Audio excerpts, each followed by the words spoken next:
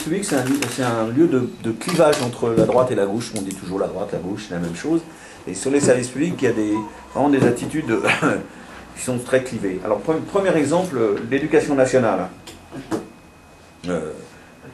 Où on supprime, on a, je l'ai déjà dit, nous l'avons dénoncé pour la rentrée prochaine, la pire carte scolaire que le département ait jamais connue d'histoire d'homme, avec des suppressions de mémoire d'homme. Hein. Je cite l'inspecteur d'académie qui m'a dit, j'ai cherché dans les archives de l'instruction d'académie, j'ai jamais aucun de mes prédécesseurs, n'a eu à gérer une telle ponction de poste. Je n'ai pas trouvé dans les archives de traces d'une situation si dramatique. Et donc, aujourd'hui, on est dans cette situation, et au point que l'Association des maires de France, pourtant présidée par un député UMP, qui est Jacques Pélissard, qui est député du Jura, vient de crier halte au feu, et dans une motion unanime, proposée par la droite et que les élus, par la gauche, pardon, et que les élus de droite à l'Association des maires de France ont été obligés ont voté, elle dit halte au feu, il faut arrêter l'application de la règle de non-remplacement d'un fonctionnaire sur deux qui part à la retraite dans l'éducation nationale. Donc c'est plus seulement les élus de gauche, mais là même, pas encore assez nombreux, mais des élus de droite, en tout cas les maires de l'Association des maires de France, qui ont dit que l'école publique est en danger et qu'il faut arrêter ce massacre, si je veux dire.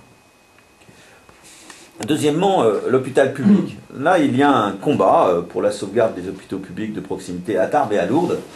Les Lourdais ont dressé l'oreille, c'est pas que là, mais comme à Bagnères ou à Lannemezan, c'est un combat qui continue. La mobilisation, je le pense, qui s'est effectuée ces derniers mois, peu payée. Je pense sincèrement que ce projet funeste d'un hôpital unique à Lannes, qui aurait entraîné ipso facto la fermeture des hôpitaux de Tarbes et de Lourdes, hein, c'était clair dans l'esprit en tout cas des promoteurs du projet, n'a plus du tout le vent en poupe. Je pense que la mobilisation a permis de démontrer qu'il n'y avait pas de consensus politique, et le revirement spectaculaire de certains élus permet d'espérer. Et donc je voudrais dire ce qu'il faut maintenant pour qu'on réussisse à sauver les hôpitaux de Tarbes et de Lourdes et à abandonner définitivement ce projet de Lannes.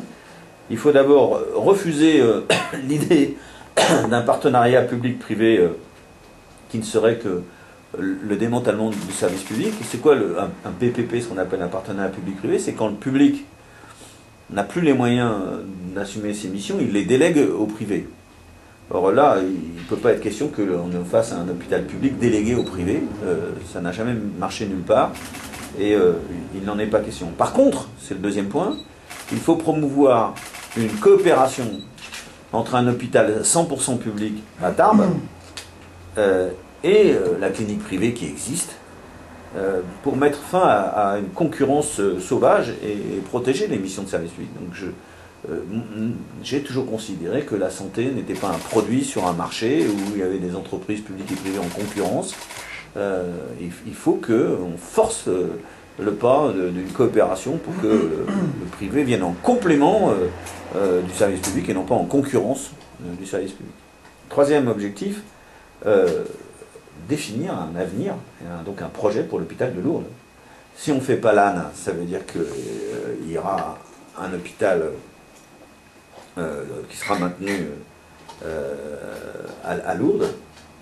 Et donc il faut lui définir un projet, un contenu, une spécialisation, une originalité dans la carte de l'offre de soins dans le département.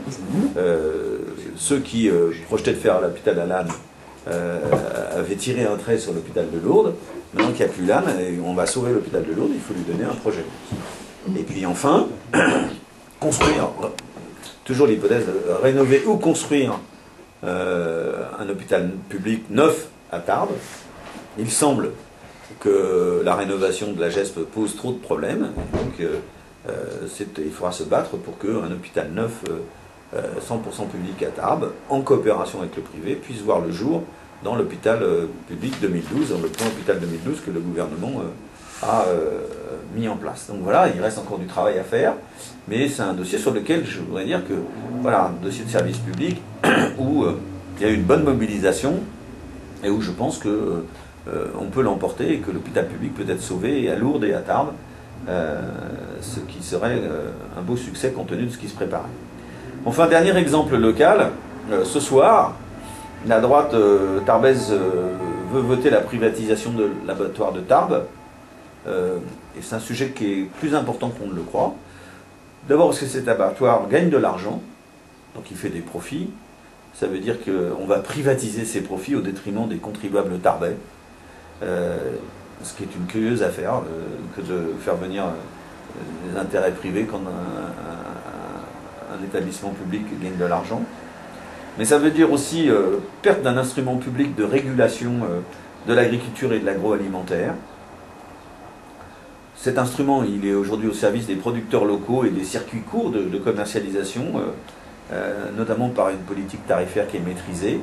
Et donc l'agriculture des Hautes-Pyrénées va perdre un instrument de régulation pour nos producteurs et pour les circuits courts. Et ça veut dire aussi, qu'on le veuille ou non, une menace sur la sécurité alimentaire des consommateurs, parce que quand il dit intérêt privé, dit souvent baisse des normes de sécurité. Voilà pourquoi je pense qu'il faut s'opposer à cette privatisation.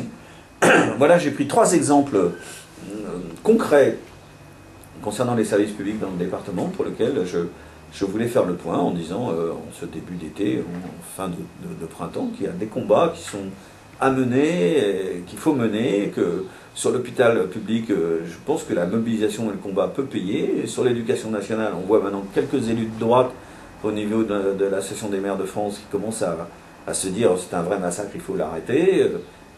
Sur la privatisation de l'hôpital, par contre, là, il faut que la mobilisation se mette en place parce qu'il y a un vrai danger.